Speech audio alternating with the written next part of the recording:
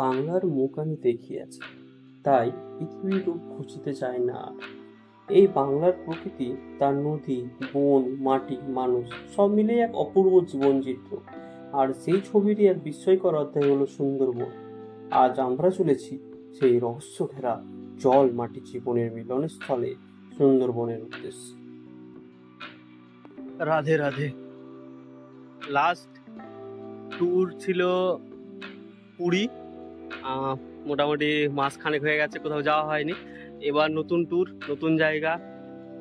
এবারের ট্যুর বেশি দূরে না, খুব কাছেই।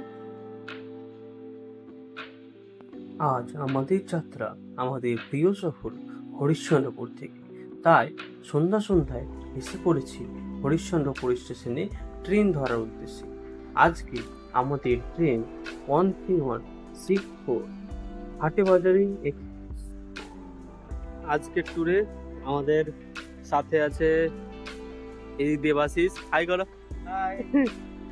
এদিকে আছে বৌদি, দাদা, এদিকে একটা বৌদি, এই যে আমার বউ।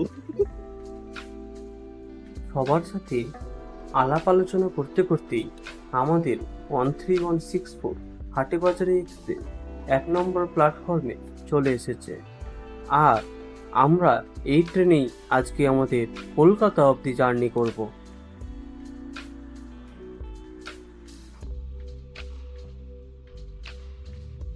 আজ আমরা জার্নি করছিলাম স্লিপার S6 কোচের 1, 2, 3, 4, 5, 6 এই 6টি সিটে।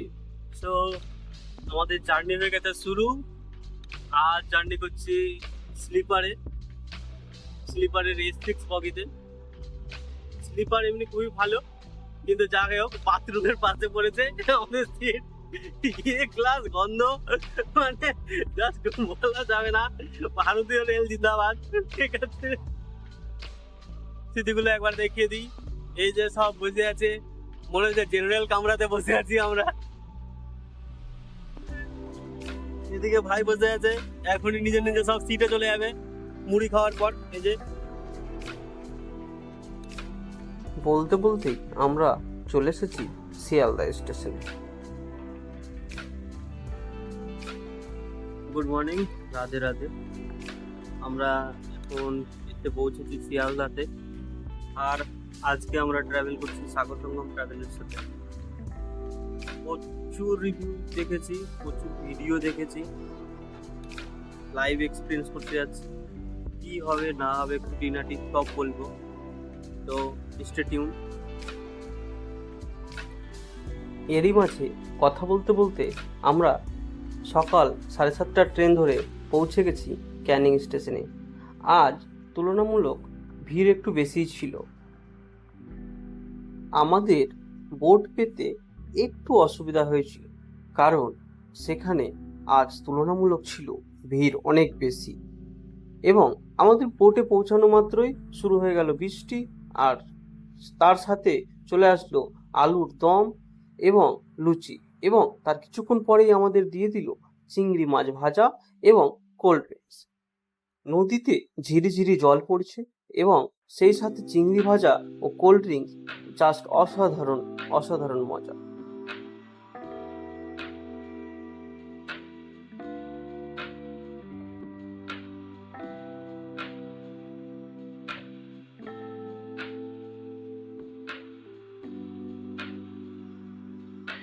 বৃষ্টি একটু কমতেই আমরা হাজির হলাম আজকের প্রথম ডেস্টিনেশন বেকন সাহেবের বাংলো।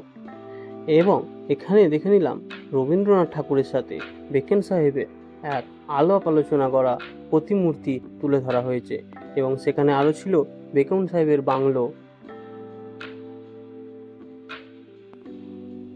বাংলো থেকে ফিরে যেতেই চলে আসলো লাঞ্চ। লাঞ্চে ছিল মাছের মাথা দিয়ে ডাল, বেগুন ভাজা, এবং সেখানে লাঞ্চ করতে করতেই কি জোরে না বৃষ্টি হচ্ছিল। লাঞ্চে আরও ছিল পুঁই শাক দিয়ে ইলিশ মাছের মাথা, এবং মাছের মধ্যে ছিল ভেটকি মাছের ঝোল হালকা করে। এই যে চলে এসেছে আমাদের ভেটকি মাছের ঝোল। এবং যার জন্য অধীর আগ্রহে অপেক্ষা করছিলাম আমরা, সেই জিনিসে চলে এসেছে। সেটা হচ্ছে আর কিছু না, ইলিশ মাছ। এই ইলিশ মাছ দিয়ে লাঞ্চ সেরে আমরা পৌঁছে গেলাম এক ম্যানগ্রোভ অরণ্যের সামনের দিকে। আর সেখানে দেখে নিলাম এই ম্যানগ্রোভ অরণ্য, যেখানে শ্বাসমূলগুলো ভালোভাবে স্পষ্টভাবে দেখা যাচ্ছিল। তার কারণ ছিল একটাই, যে সেখানে ভাটা নেমেছিল। আমরা জোয়ার ভাটার খেলা দেখতে দেখতে হোটেলে পৌঁছালাম। আর হোটেলে আমাদের জন্য ব্যবস্থা করা হয়েছিল ঝুমুর নাচের। আর এই সুন্দরবনের ঐতিহ্যবাহী ঝুমুর নাচ দেখতে দেখতে আমরাও একটু সেই সাথে মজা করে নিলাম।